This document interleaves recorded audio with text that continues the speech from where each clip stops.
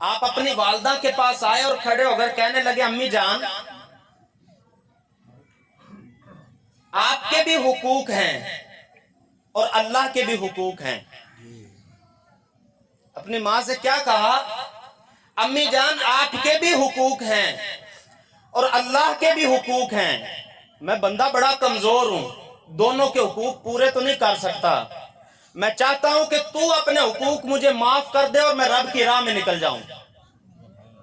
ماں پھر بایزید کی ہو, آپ فرماتی ہیں بیٹا میں نے اپنے حقوق تجھے معاف کر دیے, تو رب کے راستے پر چلا جا.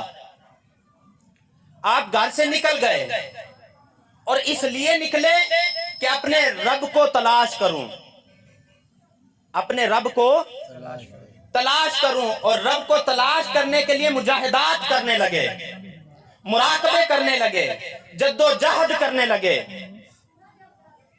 12 سال تک بستام کے جنگلات میں رہے, 12 سال تک.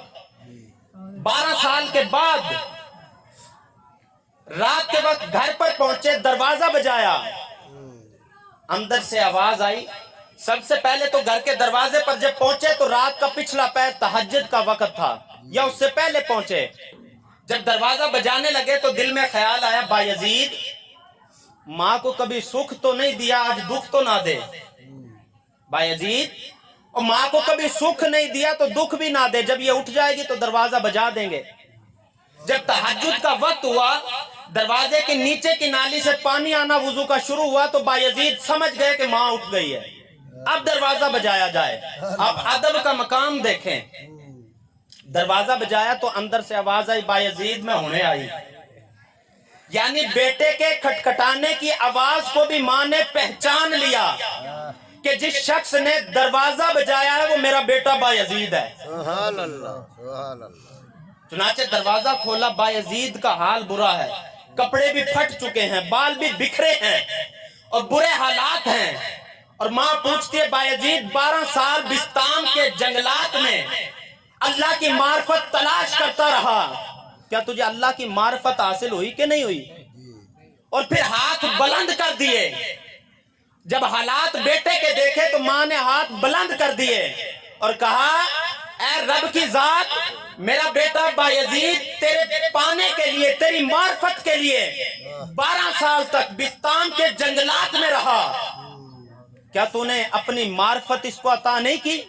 مولا تو اس کو اپنی معرفت عطا کر دے. حضرت بایزید بستامی کہتے ہیں کہ جو معرفت مجھے 12 سال میں نہ ملی تھی والدہ کی ایک دعا سے مل چکی تھی. یہ ہے ماں کی دعا کا اثر. انسان دنیا میں آتا ہے, اس کے لیے ہر رشتہ باعزت ہونا چاہیے. اب انسان یہ سمجھتا ہے, کہتے ہیں کہ نماز, روزہ, حج, زکوٰۃ سب اپنی جگہ ہیں, قیامت والے دن اللہ اپنے حقوق معاف کر دے گا, بندوں کے حقوق معاف نہیں کرے گا. بندوں کے حقوق اسی وقت معاف ہوں گے جب بندہ خود کر دے گا. اور ماں باپ وہ رشتہ ہے جس کے لیے, جو اپنی اولاد کے لیے سارے جتن کرتا ہے. اور ہمارے معاشرے کا ایک سب سے بڑا احمقانہ المیہ یہ ہے کہ ہم ماں باپ کے اندر بھی تفریق رکھتے ہیں, فرق رکھتے ہیں. وہ فرق کیا ہے؟ باپ کی تو ہم براہ راست انسلٹ کرتے ہیں, باپ کی تو براہ راست بے عزتی کرتے ہیں. اس کی وجہ کیا ہے میں آپ کو مثال دیتا ہوں.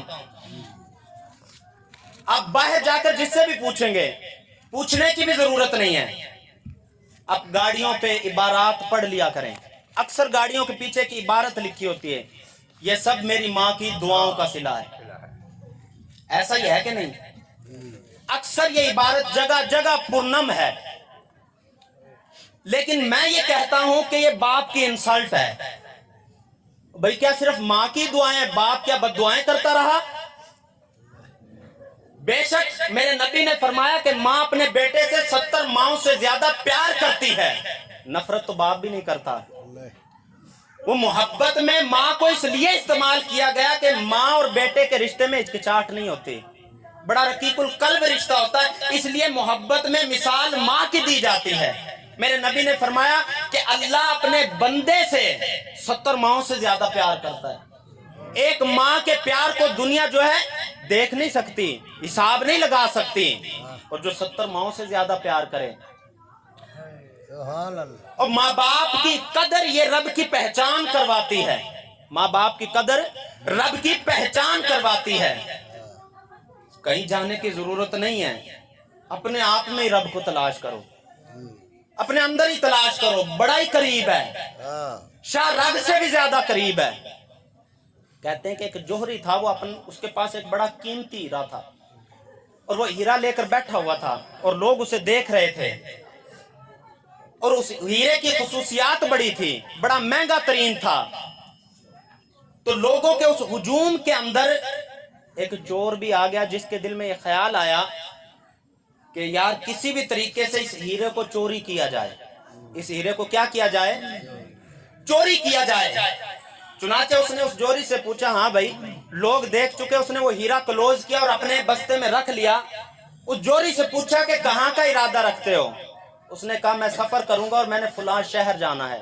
کیونکہ اس کے دل میں اب بے ایمانہ آ چکا تھا اور چوری کرنے کا ارادہ رکھتا تھا. اس نے کہا میں نے بھی آپ کے ساتھ سفر کرنا ہے.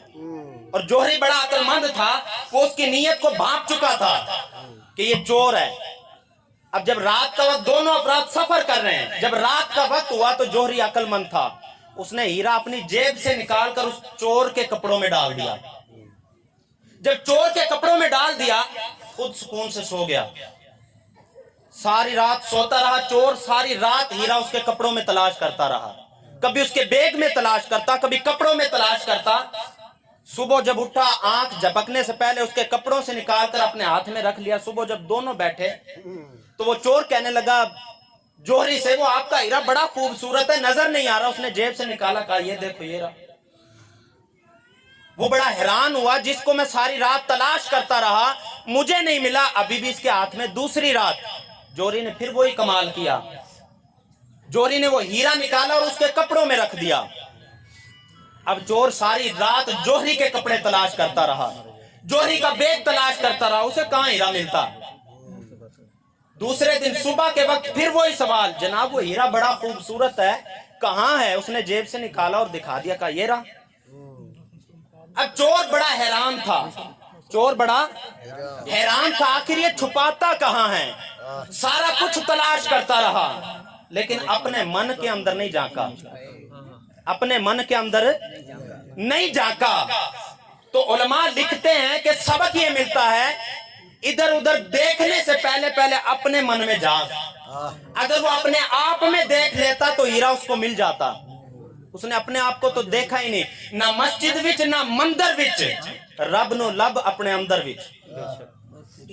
جب اس دنیا کے اندر ماں باپ اور دیگر اقارب کی محبت اور اخلاق اچھے ہو جائیں گے تو انشاءاللہ وقت آئے گا کہ رب کی معرفت بھی حاصل ہو جائے گی. اللہ رب العزت کی بارگاہ میں دعا گو ہوں, اللہ تعالیٰ عمل کرنے کی توفیق عطا فرمائے.